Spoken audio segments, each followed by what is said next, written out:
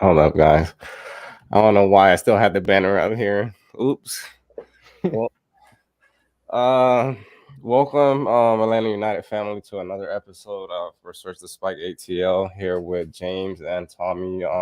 Another week for MLS play. Another week where we had Atlanta United be kind of unpredictable at times with coming back, from a 2-1 to the New England Revolution. I mean, showing a bit of character, from the team, a lot of fight. I feel like the offense is starting to get into some cohesion, but I want to get James and then Tommy.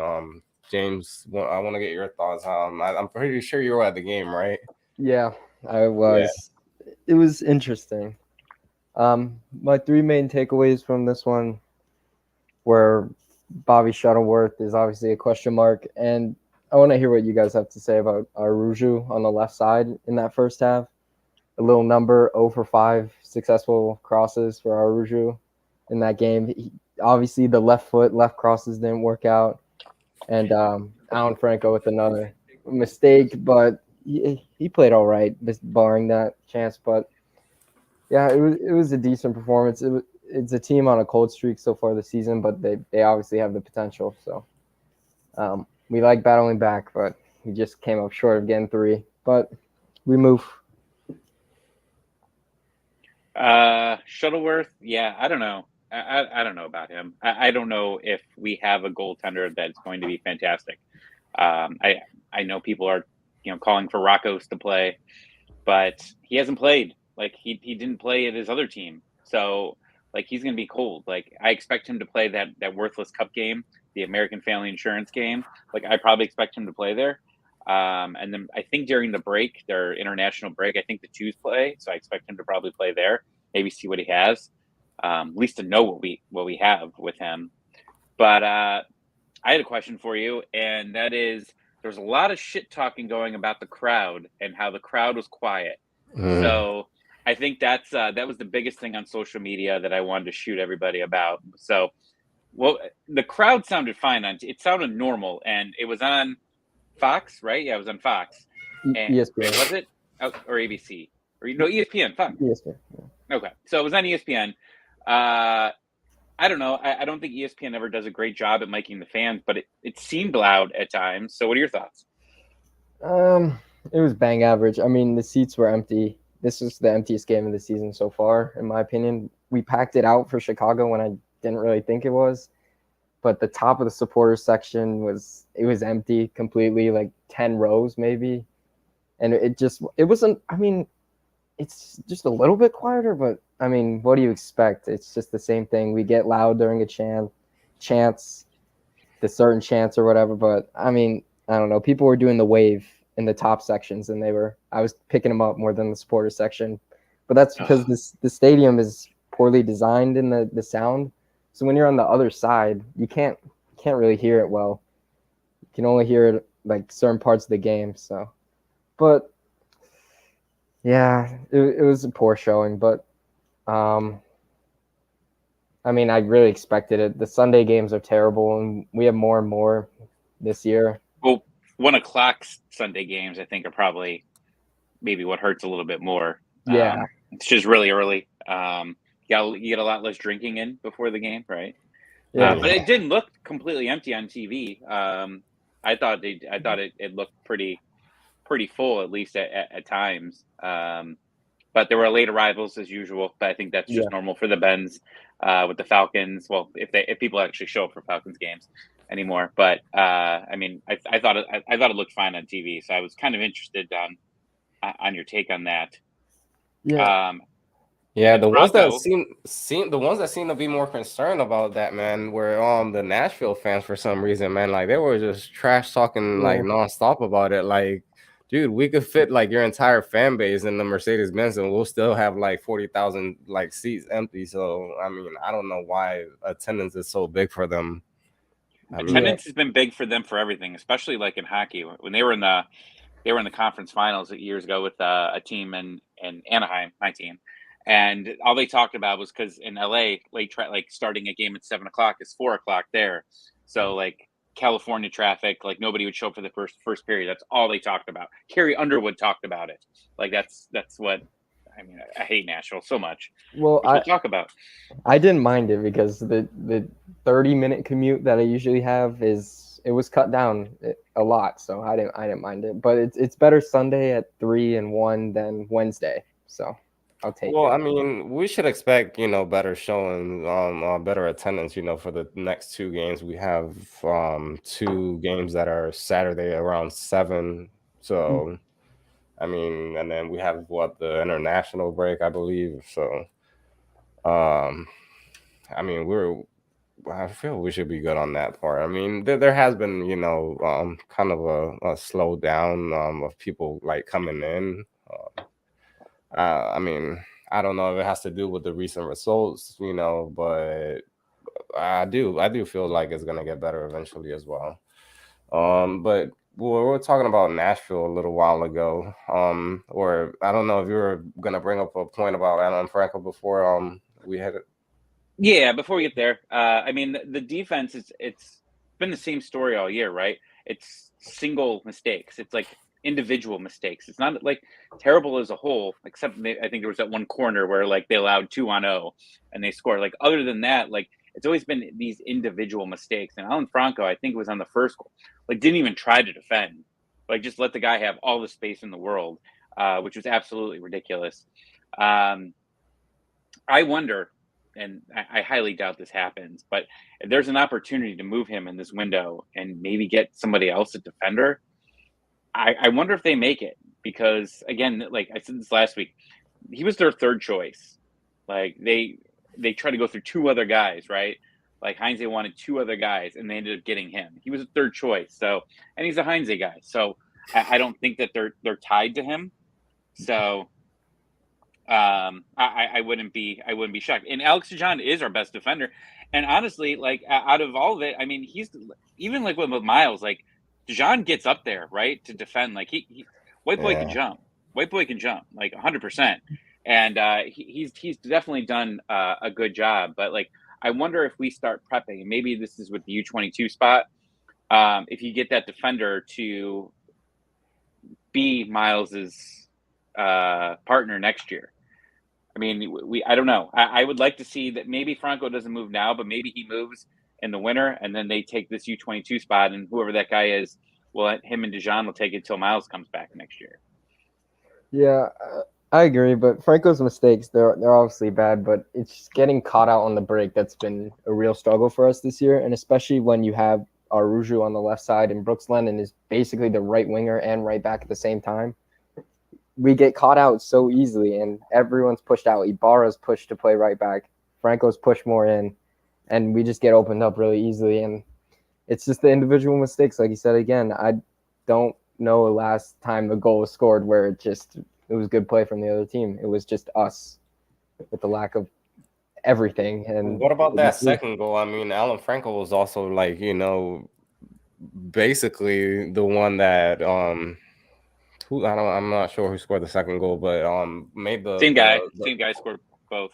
Yeah, so he basically like stepped forward and made the guy be onside. So I mean, step backwards, and I mean, I don't know, he just didn't see that the attacker was behind him.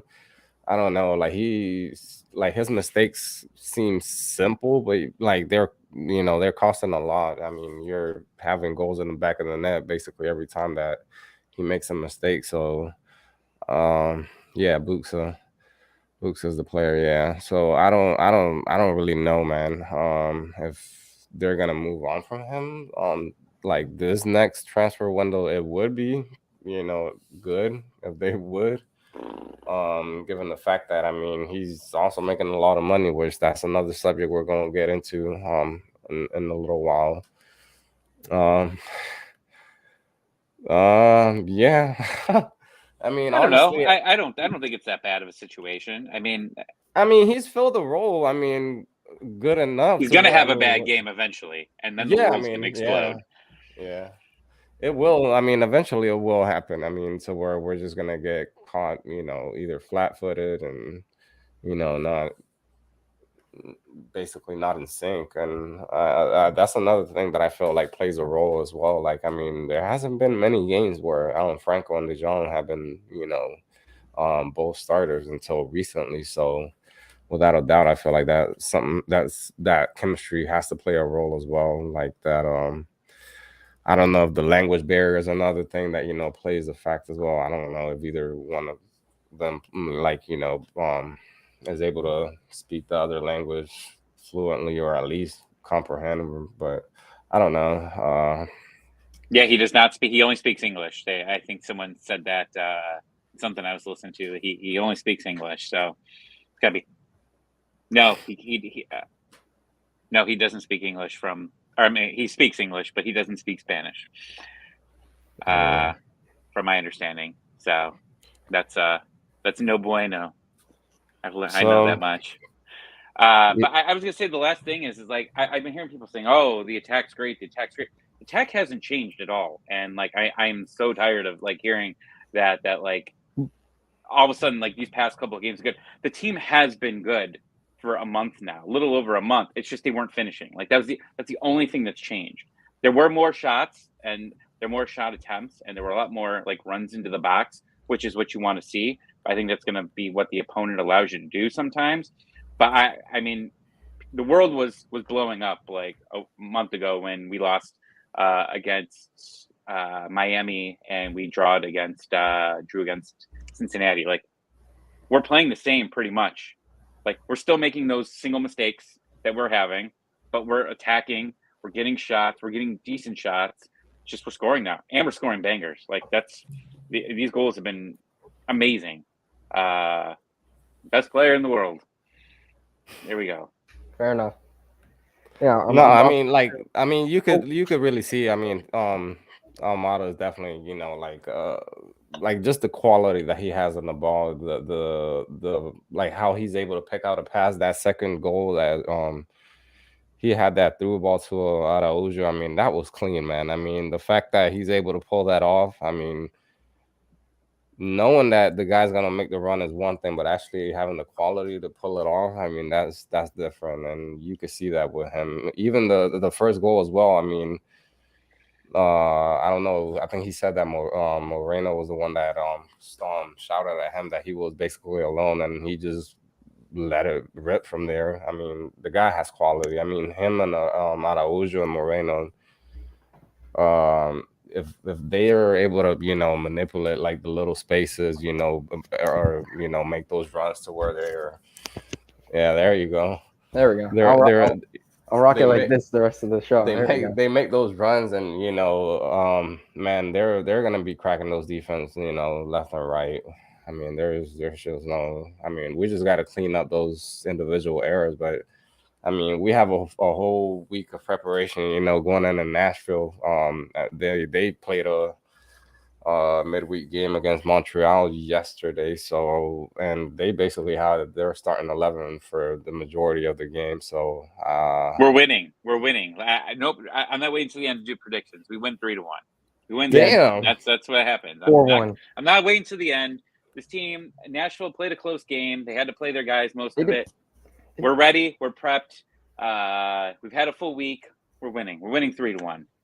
Yeah, they didn't particularly play well. They were outshot by Montreal. They were outpossessed, outplayed. Really. Don't share his last comment. Don't put it on. Don't put it on the screen. We don't need that karma. We don't need the karma.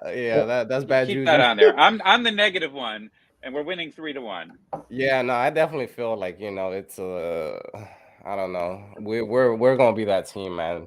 Like we were 45 minutes away from being that team that snapped that home streak, that they have and that they keep bragging about so much. But yet again, we're the ones that were one of the two teams that beat them at home. But I don't know, man. It's just Nashville's one of those teams that I don't know, man. If they're just gonna sit back and which I haven't really seen that from them. I mean, as much, especially in their home games. But like we've been talking, given the fact that they played a whole like 60 minutes, the majority of their starting 11. I mean, you would have to think that Atlanta's going to take advantage of that. That they're not going to come out flat-footed. Yeah, I expect a big game from Cisneros and Araujo. Their speed is going to be lethal. I feel like they're both of them. I mean, their speed is going to be what's going to be the game changer in the attack. Yeah. Also, your boy's gonna be there, so I'm gassed about that.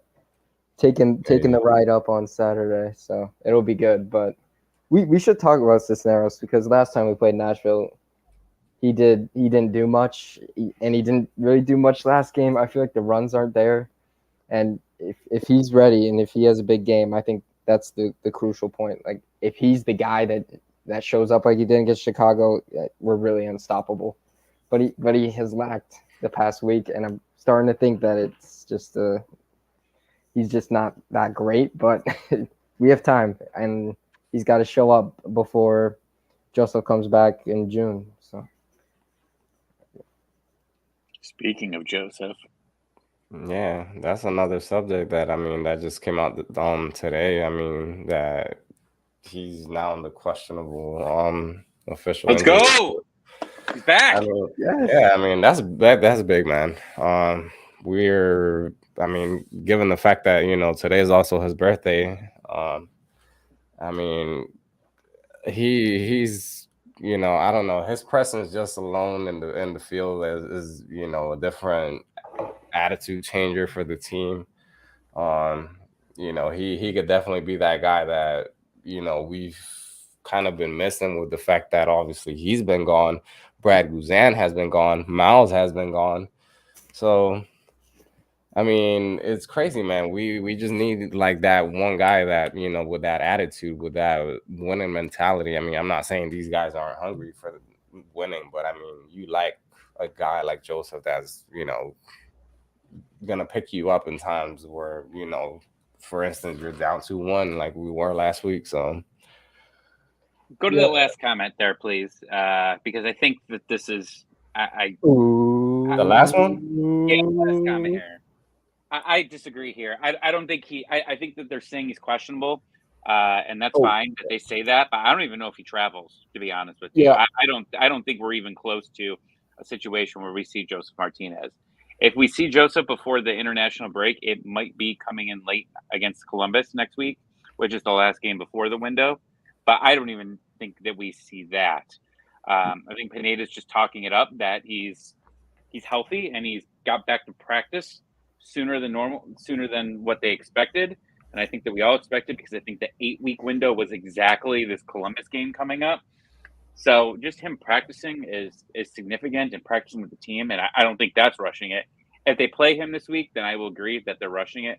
But I don't even think that he travels. And he's been questionable before and didn't even travel with the team when he had injuries or when he was, nursing that leg. I agree.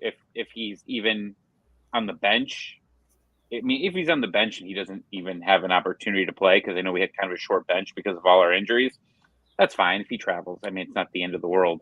But I don't see him coming back until right after the international break. Yeah, I think I saw a tweet that someone said on 929 that it was target date was the friendly in June. So Yeah. I don't know if that's true. Yeah, that's what Jason Longshore said. Yeah, I think that's got to be it. And then we have Miami on that Sunday. So another Sunday. Yeah. Father's Day. Oh yeah, that's true. It's my day. That's what he scored on Father's Day. I'm a father. I could call it my day. No, I was talking about like what I thought we are. No, but it was Mother's Days that we just had. No, man, but damn it, man. I mean, you guys already like told me y'all predictions basically to what Tommy said 3-1. I mean, I feel a 3-1. I feel a 3-1 as well. Honestly, I don't know. I've been real positive lately. It's just I don't know. We got to get them in the right game, man, for like the 90 minutes mentally. Yeah, I feel like we're the odd matchup for Nashville, and it showed that in the first half. We were just being difficult over and over again, and yeah, we should score. We should score Ooh, many. Tommy, what did I do? Oh, because I said they were going to win? No. I need to pull this chat up. It's getting 1-1. not a draw in Jawville. I just don't want to hear that stupid song after the game or whenever they do it. I think they do it after the game. Hey brother, hey sister. Nah, you know what's like irritating, honestly, man, that like the whole guitar solo that they do before the game, bro. That's so like, I don't know, like it's kind of cool. I mean, like that's their thing. I mean, if Cleveland had a team, that would make more sense because Rock and Roll Hall of Fame. I mean, they should just get a country person out there. But I don't know. I don't think it's I think it's their tradition, and that's not terrible. The song after the end, like Wonderwall in Minnesota, like that's a banger. I can enjoy that. But that terrible country song. I mean, I hate country, so if anyone likes country, my apologies. But that song sucks. And I just saw they're coming to Cleveland next week, and I'm like, do I just go there and just boo them nonstop because they created this terrible song? Not worth $40, but I would. Start a GoFundMe. I'll boo them the entire time, and I'll wear my Atlanta United jersey. There you Maybe go. they'll figure it out. yeah. I mean, Nashville. I don't know, man. I think they're a special breed, man. That's all I have to say. Yep. A lot of talk for a trophyless club. I gotta say. Yeah, they definitely do brag a lot. So guys, we had basically like two days ago. Yeah, I think it was yesterday or I don't know. We had the list of the MLS salaries come out. Here we go. We're Atlanta, obviously. Favorite time of the year. Yeah. This is when people turn on their players. They turn. They absolutely like. When Columbus Crew fans learned that Zardes was a DP and like Columbus didn't announce that he was a DP, their fans were pissed off. So I'm always excited to see like this, and like when we found out how much Jurgen Damm was getting paid, everybody was just as pissed off. Yeah. But I was positive on this one. Yeah, when Franco makes his next mistake, you'll just see his payroll in the comments. Like, are you kidding me? Yeah, I mean, without a doubt, that's got to be the biggest surprise, in the top 10. I mean, let me just name them off real quick. The highest paid, obviously, is Joseph. Then we have Araujo, Almada, Miles, then Alan Franco, Rossetto, Hyman, Sosa, Franco Ibarra, Brooks Lennon, and Marcelino Moreno, which I don't even think he fell in the top 10. I mean, there was a couple in there, but I mean, they're not even in the roster, so we don't count them. But I mean, it's kind of weird, the fact that, I mean, Alan Franco's making more money than Moreno. I mean, that's kind of. Moreno's on a deal, guys. He's on a deal. And he's fantastic. And now remember, these guys were DP. They were both DPs at one point, right? Like Moreno and Franco were DPs. The part that shocked me the most was the pay cuts. And the two biggest ones, you look at Brad Guzan, he went from $805,000 last year to $458,000. He almost cut his salary in half. Like, I understand everybody can give shit about Brad Guzan and his contract, like especially last year. There was so much shit talking about him to the end of the year when he actually was playing extremely well in like that last month. But good for him, man. Like that's a team guy right there that I know he's out for the year and everything like that, but taking a huge pay cut like that so they can go and get other guys, bravo. Like that's just amazing work. And who knows if, Carlos went to him and asked him for it or I highly doubt he offered it, but like, being able to get him down like that is amazing business. And like we give the front office so much shit. We got to give them some props on a couple of these. Yeah. And then same with Emerson Hyman. Like Emerson Hyman went from $900,000 to $657,000, $240,000 pay cut. Amazing. I mean, Moreno being the 10th most paid player and being our second best player this season. I mean, that's pretty fantastic. We like to see that. Moreno is different, man. I mean, wasn't he a DP, right? Yeah. And look at him now. See, people just love Atlanta. That's why we get these cuts. And we have the best front office ever. I mean, how could you hate them? Just brilliant. Oh man. We're good at some salaries, I'll tell you that. Rosetto's a little interesting, 662,000. I think we've definitely seen him improve. I think that every game that he plays, I've seen some improvement. No, I'm not trolling. I like a lot of things that Rosetto's done in these games. He's definitely making decisions faster, which I think has been an issue for him. He's been making faster passes, especially the past like 3 weeks. But I don't know. I don't know if he's worth this much, but I do like what if you took him from the beginning of last season, or when he came 2 seasons ago, I think he came like right before the pandemic started, right that season. Like if you take him from there to now, I mean, it's night and day. He's just improved so much, and I don't know if he'll end up living up to this money that he makes, but he's definitely been better. Yeah, I'd rate him over Hyman right now. I mean, Hyman's got to earn his spot back at this point, and especially since he's the captain now. I mean, that'll take a lot. But yeah, I feel like Hyman should be getting 20, 30 minutes a game, but it's hard to do that when you have Rossetto in there earning his spots. When does Hyman start a game? Even Sosa, I feel like, I mean, he's gonna have to earn that spot back again. I mean, Ibarra, man, he's been, I mean, phenomenal in my opinion, man. Him and Rosetto, I mean, Ibarra's like that physical, presence. I mean, obviously he's not no Loreno Wicks, he's not no Ozzy Alonso, but I mean, the guy gives you a defensive presence. I mean, we've had a couple of turnovers that, have ended up leading to goals or, opportunities and in Atlanta's favor. So you love to see that, from a player, that's young and is learning. I mean, he was a mess. I want to say when he first started with us, but I mean, he's been getting, cleaner and cleaner each time that we see him on the field on the defensive side. And Rossetto, I mean, I don't like comparing guys, but he's like the Nagby of 2018 that we had that, he was, I'm not comparing. I'm just saying he's that type of player. You said Nagby. I think you said Nagby.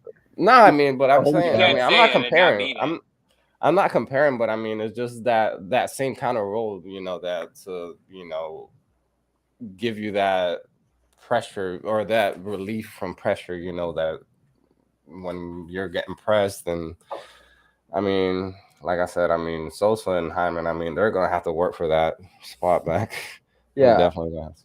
I mean, Sosa and Hyman are probably like one of my 2 top favorite players, but Ibarra and Rossetto are over them at the moment. We just have to say that. So, but I'm glad that it is that way. At least we have 4 guys, like Zope says, they're good. They're solid. Could you see them selling Sosa in this transfer window? I don't. The injury is so confusing. He's still fantastic when he comes back, hopefully, and plays just as well as he did last year. And I don't disagree. It's just something to think about. I mean, I don't know. There were a lot of people out there that were really interested in him, and I think there was like Everton. I think was interested in bringing him in, even before he came to Atlanta United. And I don't know, like Ibarra scares me because he has been so injury prone throughout his entire career. Okay, so someone agrees with me with that. Yeah, Everton was interested in him. Like Ibarra is definitely been injury prone. I think he's been hurt at least 3 times since he's been with us. But I don't know. Like I feel like you got to move players out to move players in.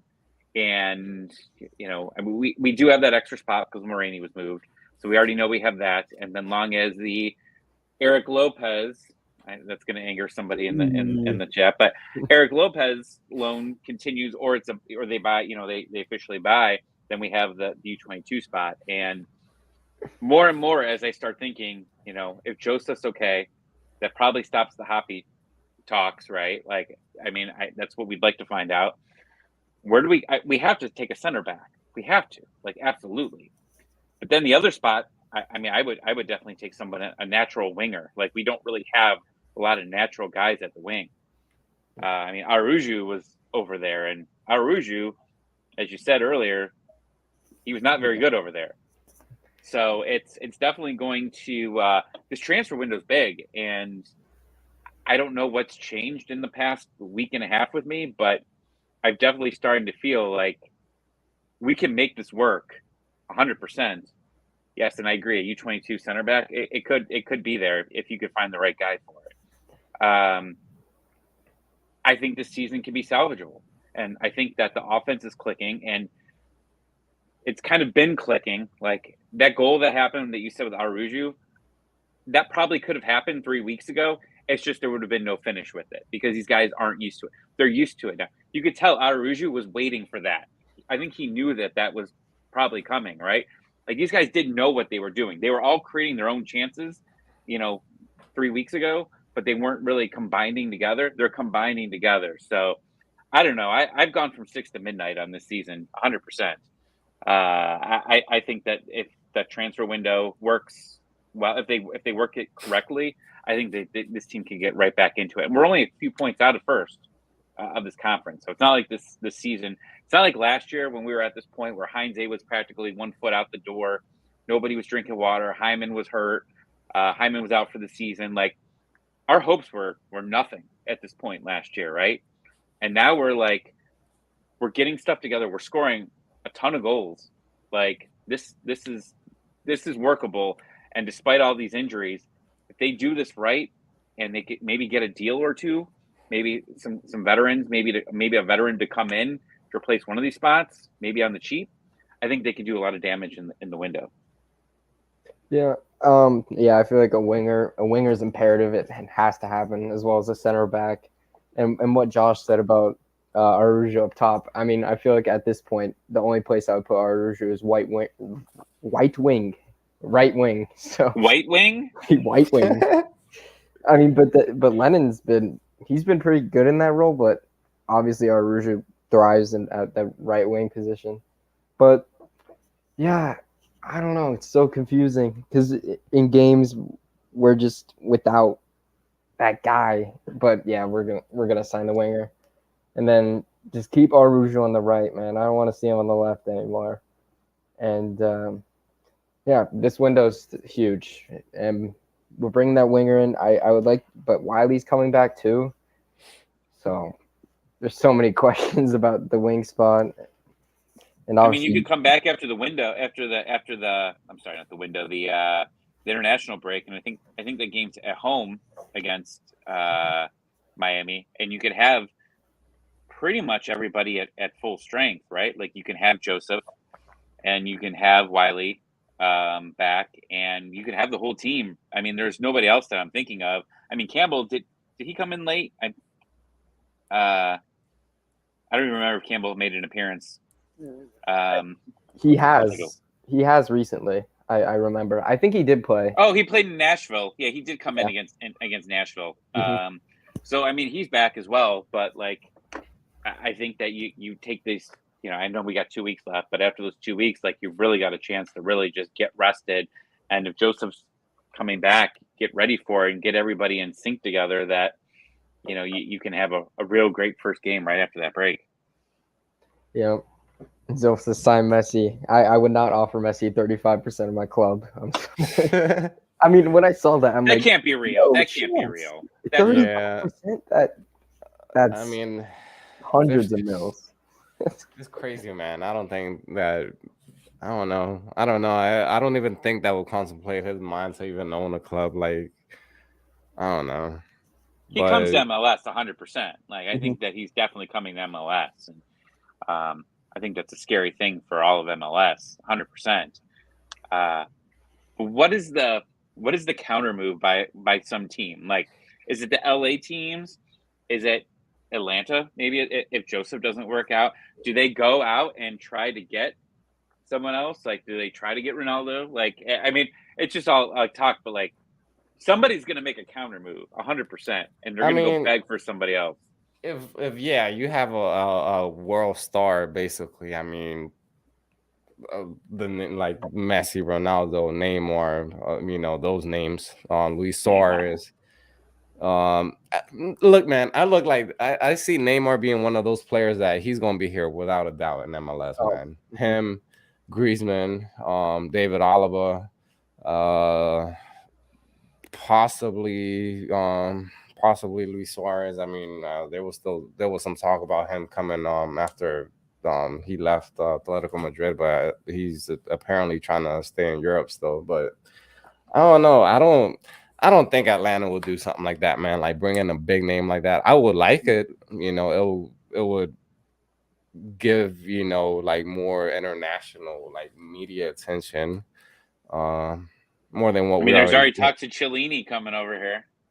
Yeah. Yeah, but that's to what the LA team, The right? LA To teams, Toronto. I mean, Toronto's already starting to form the Italian team. Yeah.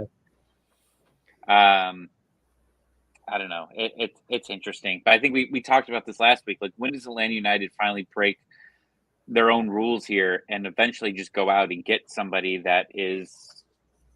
And I don't want to say old. I think there's a medium window, right? Like, I think that we're in the really young squad, right? Like, we're trying to get to all the young and up and comers, and that's why we've been failing at a lot of them. Like, a lot of these guys just haven't lived up to MLS. And then there's other teams like Miami that brings in Higuain, who literally can't, like, I mean, anybody could outrun him. Like, it's there's got to be a medium, and on who it is. And I'm curious if they ever make that move, and whether it's, I don't know. It would be interesting to me that if another DP spot does come available, what they would do with that. And specifically, I've been bringing this up, but like, if Joseph doesn't work out, if Joseph just is not making it after the surgery, what do they do with that spot? Like, I don't know if they can bring in someone young and just hope that he does it and then they fail. Like, I feel like we've gone a while, and again, just have a good season last year. Like, I mean, he wasn't terrible, but like, if it just doesn't work out, like, maybe you do that. that's a good question. I don't think we'll ever sign these older guys. I don't know. It doesn't Yeah, feel like like a European, like, you know, guy coming in, you know, like Zlatan or like a Frank Lampard, It's Almada. uh This answer is Pirlo. Almada. This answer is 100% yeah, Almada. next season. Yeah. For Yeah. I mean, 100 I mil. don't want him After on he the wins his team. MLS Cup, I Yeah, mean, 100 he's mil. gone. 100 mil. After he wins his MLS Cup, man, he's gone. Dude, teams are gonna come throwing money at us, right? Like Manchester United, Man City. Like, these guys were all over him, and then the story came out, which we're not going to talk about because that'll get crazy again. But like, people wanted him, and he's performing here. Like, I think Atlanta United knew what they were doing here, and they, like, this was a lottery ticket, and They gambled it. Yeah. it was a big gamble, 100%.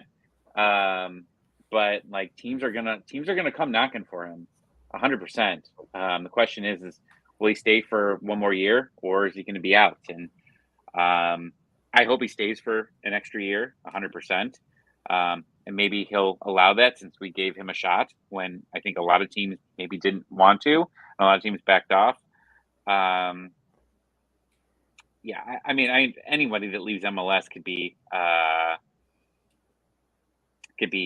backup on a Euro team, but I think that if he continues to play strong for the rest of the season and he continues to improve, which I personally think that Almada improves every game. I haven't seen him regress in a single game at all since he started. Like, he's getting better every single game.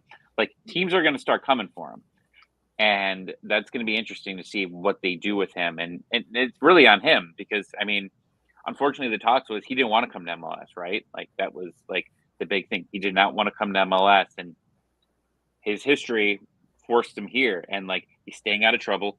He's performing. He's scoring goals. He's getting some great assists. Like, that's everything that a team's going to want.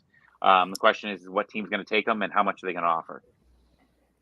Yeah, I mean, Atlanta definitely took a big risk, you know, but they did their, you know, they did their work. I mean, I felt like everybody knew the quality was there. It's just everything behind, like the story, like player wise, you're just taking a big risk, bringing a guy like that into any team, honestly.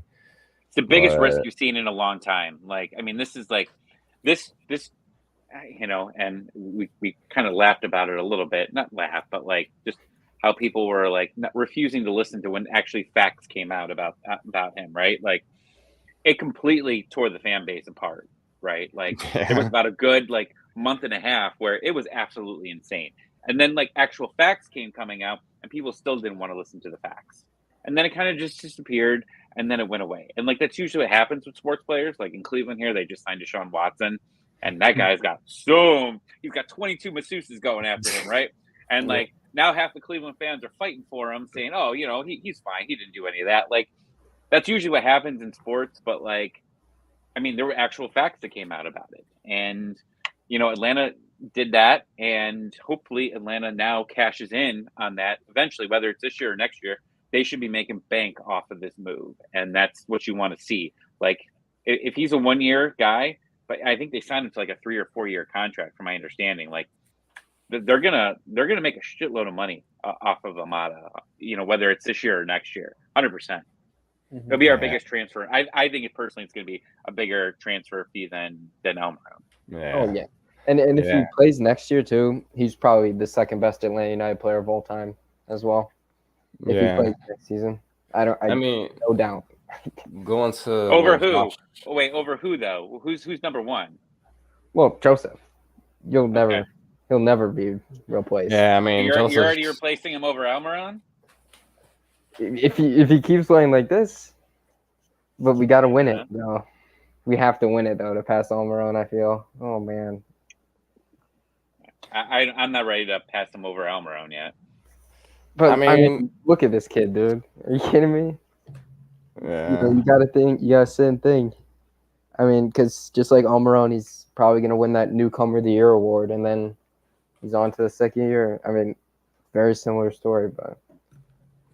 If he keeps improving, I don't disagree with you.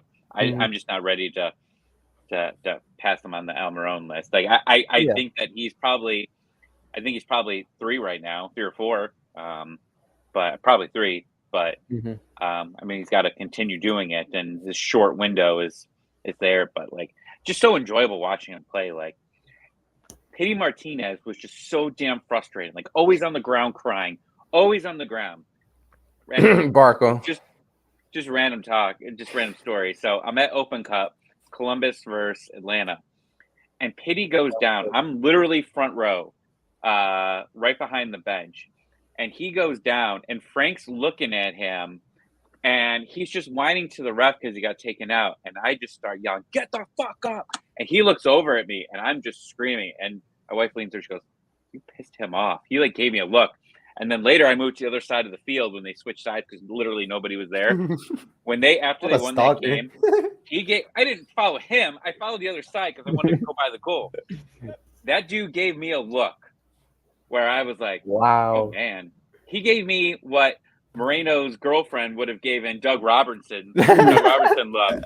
Like, it was like a look. And like, since then, when Pity left, I was like, all right, I'm in good standings with the team again. Like, he had to talk some shit about me because I was just so sick of him. Like, and it started like his first game, like when we were in the Champions League, he was getting taken down left and right. And that first game, I forget who it was against, but like, I was like, oh, okay, like everybody's taking him down, but he just stayed down for hours. Ridiculous. Yeah, well, at least we made money off of him from the Saudi oil, so that was nice at least. I still don't know how that all went down. Like, when like that came out of literally nowhere. They RKO'd us like out of nowhere with that. Like, when that, like, I got the report that he was going to them, like, no way. Yeah, he scored that absolute banger too. That game before, and then gone. But yeah, you take that deal 100% of the time. Mm-hmm. Yeah. Any surprises, other than Alan Franco, when it comes to the roster for you guys, and the salary, I feel like one that stands out for me is Brooks Lennon. I mean, he's getting paid $500,000, 500, like exactly. given the fact that, and I'm going back, to previous years or, I mean, Gressel, this is a guy that was asking for more money. He was basically still on a rookie contract. And you're bringing in, a guy like Brooks Lennon. I'm not sure how much he was making last year, but I mean, he's making a lot of money. So I mean, I'm just one of those like, where are you gonna bring in a player that you're paying more for, and whatever you already have at home, is producing you. So why not keep it, at whatever cost? I mean, that's just, I mean, not at whatever cost, but to a certain, there's certain limits, obviously. He went from 375 to 500 from last year. But I mean, Gressel's, I saw some people tweeting about it on the Dirty South Soccer, like, oh, we could have paid Gressel to make the same. Like, Gressel made $1 million, so like it's double of what Brooks Lennon is. I mean, I think there's combinations in sports that just work, like where there's just some players that aren't good without the other player or much better, like Tom Brady and Moss, like they had the craziest season of all time, right? And there's like a lot of hockey players that play well. Gressel and Joseph Martinez was a very rare combination that you had, and you haven't found a single person. I mean, obviously there was Almiron as well, that they had a good combo and they kind of always knew what they're going. But Gressel had that as well, and Gressel, I think, was just a little like he didn't just do crosses. Like he was able to score and a little bit of everything, calm and collected. Like I don't know if it's worth double that money. Like I don't know. I think that it was worth the gamble of what they took, but at the time they didn't want to pay him. But like that's probably one of the biggest moves I think that really ruined this fan base, because Gressel was the man. Like he was the man of the people, right? We won MLS Cup. I was at that game.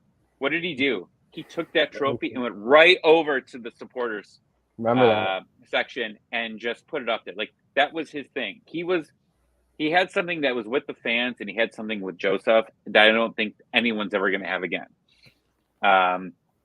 And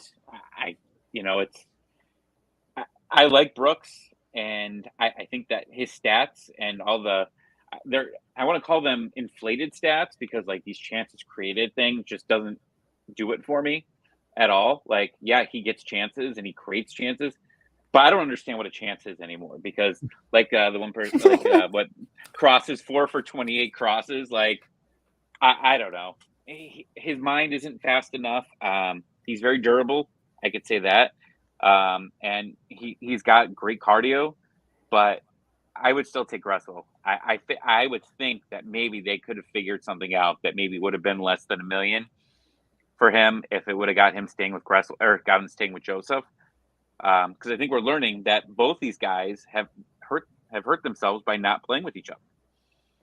Yeah. Well, Brooks has definitely played to his level since Chicago. I mean, Chicago, he was almost man of the match besides Cisneros, and he played well against New England. But I mean, I've liked him the past couple of games. But yeah, it's that connection with Gressel. But dude, didn't he have a whole Felipe article type thing where he's like, they didn't pay me or whatever? But it's so complicated. Who knows who to believe? But I don't know if Gressel on that big of a deal.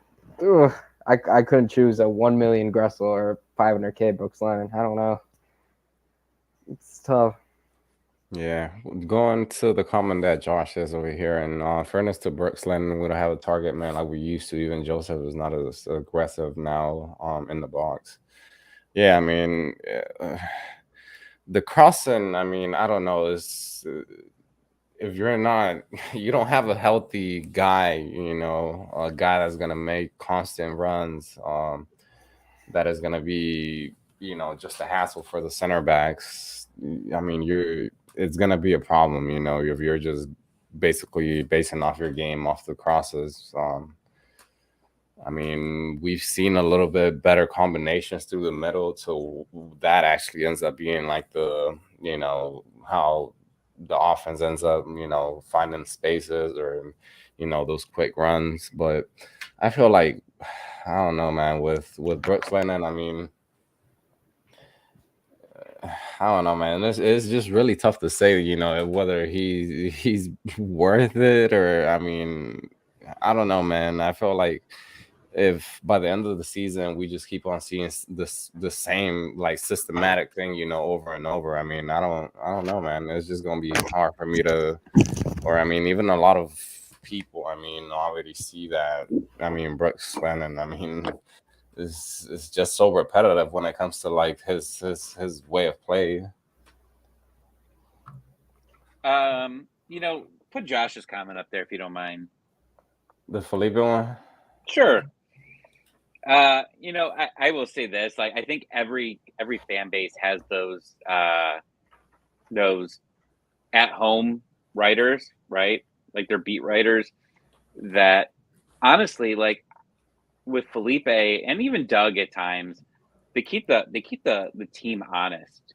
Like I love listening to Darren Eagle on 92.3 The Game or whatever, like or 92.9. I like listening to him, and I like listening to Longshore and Mike Conti. I like them, but a lot of times they really turn shit into flowers, and they're very positive, and they're sometimes just too positive. And you listen to them, like we talked to him a while ago, I think right before the season started, right, Ariel, where he was talking about Jurgen Damm, and we talked about his contract, and he really tried to sell us that his contract was like worth it at the time. And I'm still very new to soccer, but that's bullshit. Like, I looked at his numbers. There was nothing that matched it. And like, I know they work for the team, and that's part of their job. And obviously, it's Darren Neal's job to try to turn a lot of things into the sunshine and rainbows. But like, I appreciate what Felipe does, and Felipe's article probably accelerated a lot of things like Heinze, which I think we would have known that it was coming anyways. I think we knew as far as play on the field and like, some things like happened, like that hurried things up. And Doug, I don't know, like Doug's very critical of the team. And sometimes I think Doug's just a grumpy old man. But I do like what Felipe does. And I do agree that he can sometimes be overly negative, but I like that what he does, because I definitely think that if anybody keeps this team honest, it's him. And if you listen, to, I mean, some of the reporters that are out there, I mean, I don't know, I like even like the coaching staff, Pineda, like there's a lot of happiness and things like that when there's no happiness to come around. And like, I know that's what he's trying to do, but somebody needs to report like some of the shit that went down. And I think every fan knows they weren't happy what happened to Tito. They're not happy what happened to Gressel. Nobody was happy with, I mean, Joseph was ready to walk out of this team, right? Like he was out the door. I mean, I feel like he was like 80% out the door when that article already came out. So like, I like what he does. Personally, I think that if there's anything that's a positive thing for Atlanta, and he does seem negative a lot, I do think it's Felipe. But I think that he really keeps this franchise honest, which I know that I would have to imagine Atlanta United despise this man, but he I think he does a good job. Yeah, I mean, going to another Josh comment over here that he predicted that Orlando were gonna win MLS Cup. I did see that before. And I'm out. See you guys. Yeah, no, he's 100% right on that. I did see that before. Go ahead, James. I think you were going to say something. Yeah, I totally agree with your point about Felipe being good, but this fan base just eats that shit all day. They're like, I love this bad stuff. We hate everybody. And that's what kind of annoys me about it. This fan base just loves that. And yeah, it just gets repetitive and annoying that everything's bad, but yeah. Oh. Yeah. We have a comment over here from I think it's Jaron Wade. How much is the average home tickets? I actually just Googled that, and well, it's not giving me for this season, but it's giving me for last season, and it's saying $76. So unlike Charlotte, which is like $1,000 and an eye and a leg. So yeah, well, I mean, like when you have only 40,000 fans, tickets are pricier, and then when they do the 70,000, like you can go buy, $30 tickets or whatever. From there. So, I mean, I feel like it's probably still one of the better deals. I mean, I've been to a few other MLS stadiums, and everything's pricier, and the food's pricier, and the drinks. Drinks Yeah, are the most Nashville, important part. man, they charge like $7 for a freaking slice of pizza that looks like a cardboard, man. So yeah. I My mean, kid ate if 5 you pieces of just sit on pizza at the ticket, home opener. 5. He just kept eating all of it. Like it was, like he's just like, Dad, it's $3. $3 pizza. I'm like, are you giving me $3? But he ate like a whole pizza. yeah. I mean, you can sit on Ticketmaster like the day before the game or the day of the game, and you can pick them up for like $20 for the little pack games, maybe 30. But yeah, I don't know. And the food's nice. Like when I'm going up to Nashville, I saw their concessions, and I'm like, no, not for me. I mean, what was it, like a hot dogs in like containers or like $5? Is like, come on. all I'm saying is I'm about to try that Jamaican chicken that they have at Molly V's. That's My not goodness. real. Like you can't eat that at a game. Like Bro, I ate that's a half like, chicken the other day, and I'm like, it's all over me. Like there, I'm not getting it on my jersey. No way. No, unrealistic. that's wild, man. Like seriously, that was the last thing that I was expecting, like to see at a freaking like any event, like them just selling the whole freaking like chicken. No, that guy had I, to I lie about that I would price, eat it like man. Thor and just like hold it up in the air, like after a Yeah. goal, and then just bite it. Just bite it every. When we score, we just chuck the whole chicken just down in the supporter section and just That's how you stop selling chicken there. yeah. Yeah. Hey, this is realistic right here though. No offense, but all Atlanta sports franchises are 100% toxic. Yeah. I mean, I've seen how you guys have turned on the Braves so quickly. And Oh, that shit. I'm not a Brave. I'm an Angels fan, so I've been through a lot of misery lately. But you guys have turned on the Braves very quick. yeah, I'm chilling. I mean, it happened last year. It's the Yeah. same thing. I don't know, but I've stopped really. I watched like almost all the games, but recently I've been on and off with the Braves because my Canes are turning up in the playoffs. Yes, sir. If we're talking Got hockey, lucky. then I'm all in then. Yeah, man. That's what I was enjoying last night. So besides Nashville, I didn't want to watch that crap. Yeah. Well, man. All I can say to hope that, we see a positive result. I want 3 points, man, regardless. 1-0, 2-0, 4-0, whatever the hell it is. I just want 3 points, man. We need to start climbing up the damn standings in the East, man. No cups. Well, let's just No take cup. let's take the next 3 games. So you got Nashville, since we already done our predictions, and Zilf is very upset with us for it. You got 3. Let's just talk the next 3 games, because like you got the 2 out of 3 are at home. You got Nashville on the road in Nashville, at home versus Columbus, and then at home versus Miami. How many points you taking out of that? 9. Come on. Well, I took Spanish, so I know that means 9, and I will agree with you. Woo! I don't know. I don't think I'll make that Miami game, but so we'll probably lose. But It's a 3:00 on a Sunday, baby. no, I don't. I think I'll be out. Oh, You look like a church boy. You're probably at church. I get it. well, I was at the last 3:00 game on Sunday, so I don't know what you're talking about. I'll be at the AmFam Cup. Yes, another trophy against Pachua, or whatever, and everyone else is playing Arsenal and Chelsea and Barcelona. I know. Hey, that's something that we haven't really talked about. The fact that we have all the MLS franchises basically around us having these big games against big European teams, Chelsea, Bayern Munich, Barcelona. I mean, what the hell? And we're stuck playing Pachuca from freaking Liga MX, bro. Like, what the hell?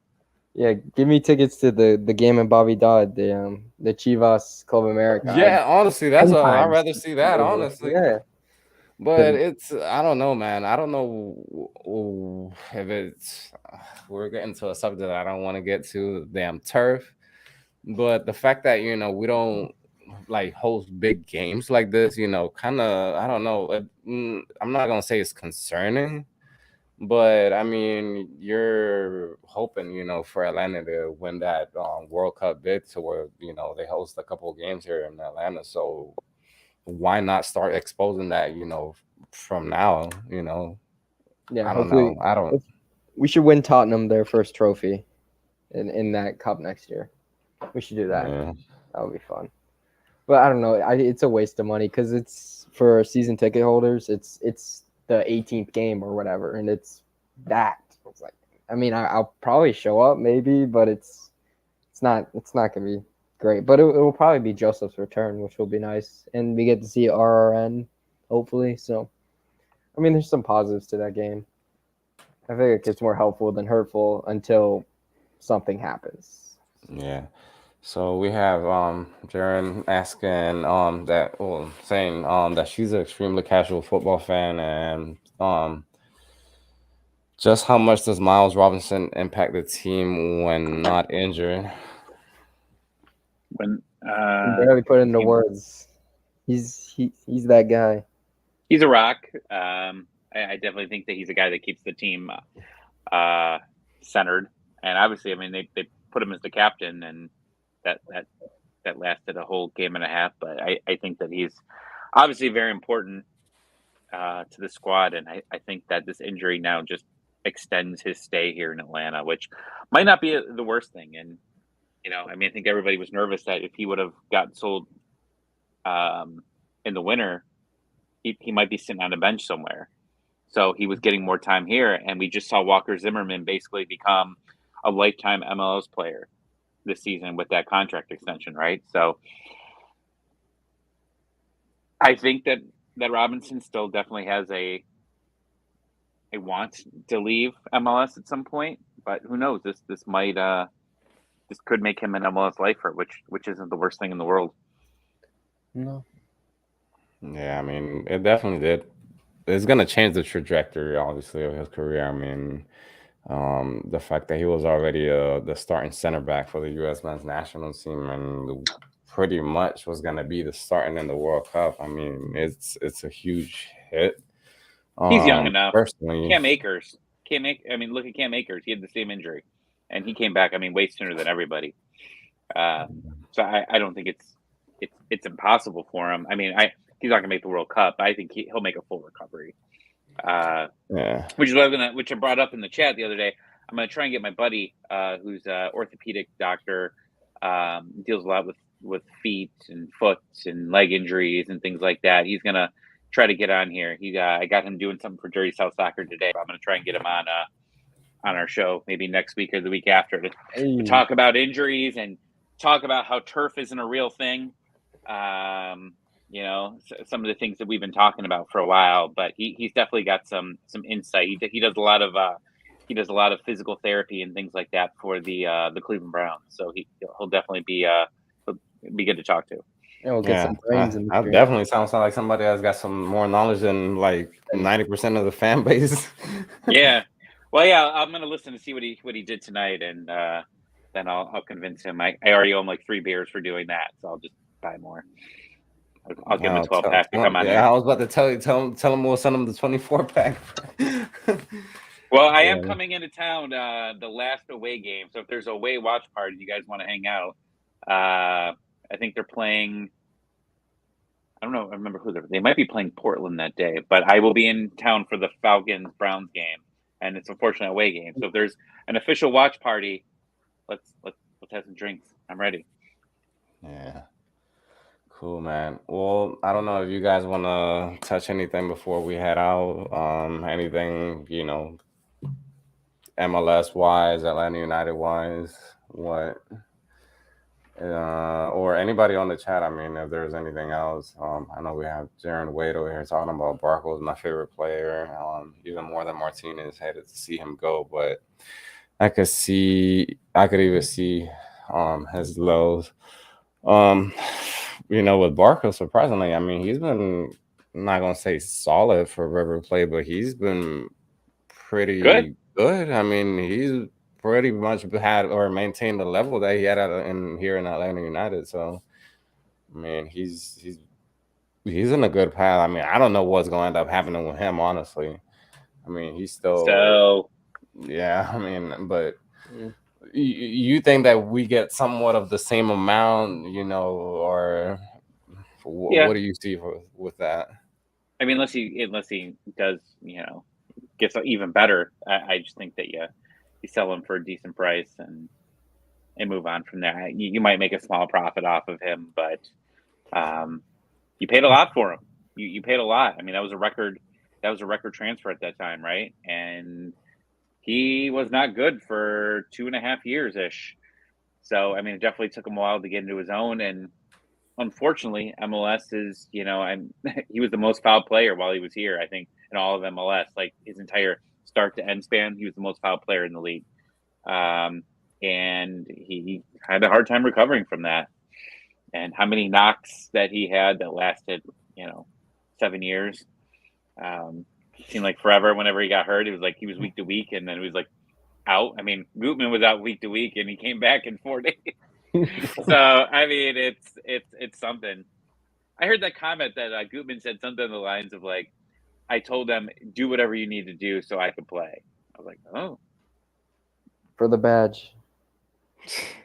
Cortisone. Yeah. I remember like seeing Freddy a couple. Krueger came in with 5 shots and just took them all in there, and he was able to move. And he was good. I mean, he wasn't terrible. Yeah, but man, guys, I think we're about to wrap it up. I mean, Ooh, one thing. Yeah. NWSL, right? Like that's yeah. Like I think that would be huge. I think like Atlanta this being city one of loves soccer. I mean, Oh. I think that it would be huge to add a team. I'm not against it. Yeah, I mean, I think it's like 5 cities that are bit or that are interested in Atlanta being one of them. They don't really read too much into detail about it, but I mean, yeah, I mean, any city in the South, honestly, it's, I mean, guaranteed, that they're gonna be in for it. I mean, the soccer's not gonna make it in the South talk. I mean, we're way past that. I mean, we've seen it, time from time again. So, I mean, I'm all for it. How awesome would it be if there was a weekend where they both played? Like, I know the Columbus Crew are doing it this weekend. It's either this weekend or next weekend where they're playing. Their twos team is playing like first, and then the Crew are playing like later. Like, how awesome would it be where like you came in and like you watched the women play at 1:00, and then like 4:00 was the men, and it was just one price get you in for both. Like that would be awesome. Like I think that would just be absolutely amazing. And that they would go in because they don't make a lot of money, but like I feel like Atlanta would go in and try to get one of the bigger players like immediately to come over and play for them. Get Alex Morgan, bro. That's all I care about. Yeah. She just I think they just introduced their kits over there in LA, right? Yeah. I think that's where she plays in LA. Yeah, that's huge. I think that's definitely huge if they're able to get a team. Yeah. Doesn't the Orlando team play in maybe I'm wrong here. I thought the Orlando team played in the same stadium. Oh, but that's not an NFL stadium, so never mind. No. My bad. I'm not sure, man. I really don't keep up with the NWSL like that, but definitely if Atlanta gets a team, I'll definitely be keeping up with it. Mm-hmm. Yeah, man. Well, guys, I think we're gonna wrap it up for today because my tummy's starting to growl, so I'm about to go get some food. All right, James. Thank you. Thank you, Tommy, as well for your time, man. And yeah, bro, 0 cups. I'm mustard looking. Nothing. Good to see you. All right, guys. Well, we're about to wrap it up, man. Thank you for the ones that were on here, commenting as usual. Don't forget to share it out. FILA Sports Podcast, YouTube, Facebook. You're also, I think, Tommy, you have your Twitter on there. Your Twitter username. James, you do as well. Give them a follow. Come on Dirty South Soccer Spaces on Saturday night. So later, it's a night game, so I'm just calling it Dirty South Soccer Spaces After Dark. Things could get weird.